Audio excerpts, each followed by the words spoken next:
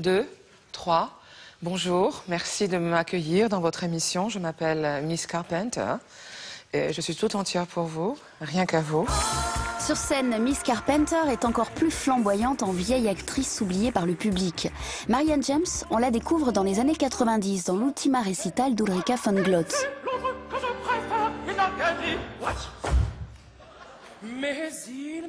Après la télé et le jury de la Nouvelle Star, elle s'essaie au théâtre. Alors résumer sa carrière en 4 disciplines, c'est forcément commencer par sa formation musicale, le chant et la guitare. Tout de suite, le pli a été pris vraiment de jouer des choses groove, quoi. Des tempos, particulièrement, je sais pas moi, jouer du Duke Ellington, du Cole Porter, du Joe Pass, et donc d'avoir toute une culture musicale sur les saxophonistes, sur les chanteuses. Moi, la première voix, à part celle de ma maman, qui chantait aussi, c'est celle d'Ella Fitzgerald directement.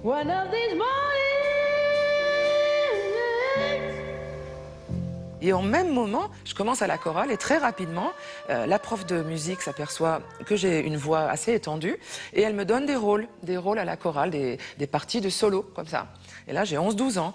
Donc à force de la 6e à la terminale à Montélimar, de faire à la fois de la guitare jazz, donc du rythme ternaire et de la bossa nova, et de l'autre côté, étudier Monteverdi, Purcell, Mozart, etc. J'ai la double culture, mais dès le début. Parce qu'après, on m'a demandé de choisir, et je n'ai jamais voulu choisir. Choisir, c'était renoncer. Et je ne voulais renoncer à rien.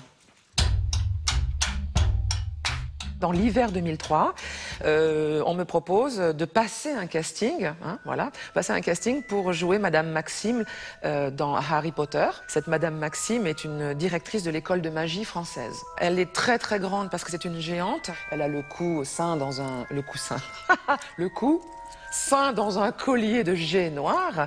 Elle a les cheveux relevés.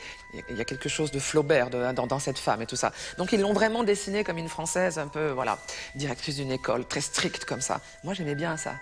J'aimais bien. Il n'y avait pas la folie, la démesure, mais il y avait cette ligne très verticale sur cette femme. Et je m'étais préparée. J'allais aux auditions en Madame Maxime.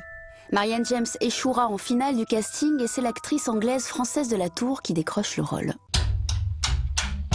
Pendant ce temps-là, je fais passer les auditions de ma première saison à la Nouvelle Star en tant que jury. Donc au moment où je vois ces gamins revenir face à nous, on les garde plus. Moi-même, j'essaye de me faire rappeler au bon souvenir de l'équipe de Harry Potter. Je suis exactement dans la même configuration et j'engage absolument la même chose que tous nos candidats. J'ai eu la chance de travailler aux côtés de Michel Faux. Donc là, c'est un de mes rêves parce que je savais qu'on était jumeaux quelque part sur la démesure et notre amour immodéré pour les vieilles cocottes. Et c'était chouette de jouer la mort en personne et d'arriver avec ce répertoire à la fois des années 80. Il y avait autant du Jeanne Mas que de la Traviata. Donc ça, j'ai adoré que Philippe Calvario me demande de faire ça. Pourquoi pas un jour, je me rêverais bien dans la cour d'Avignon, sur des pièces, je ne sais pas, du Claudel, Andromaque, sur des grands rôles. Car je pense que j'en ai la bouteille. Je pense que j'y viens avec l'âge. Voilà, je pense que j'y arrive même. Il faudra se dépouiller un peu. Ça, c'est pas un problème. D'être toute nue, ça me pose pas de problème. Mais il faut se mettre à poil pour de bonnes raisons.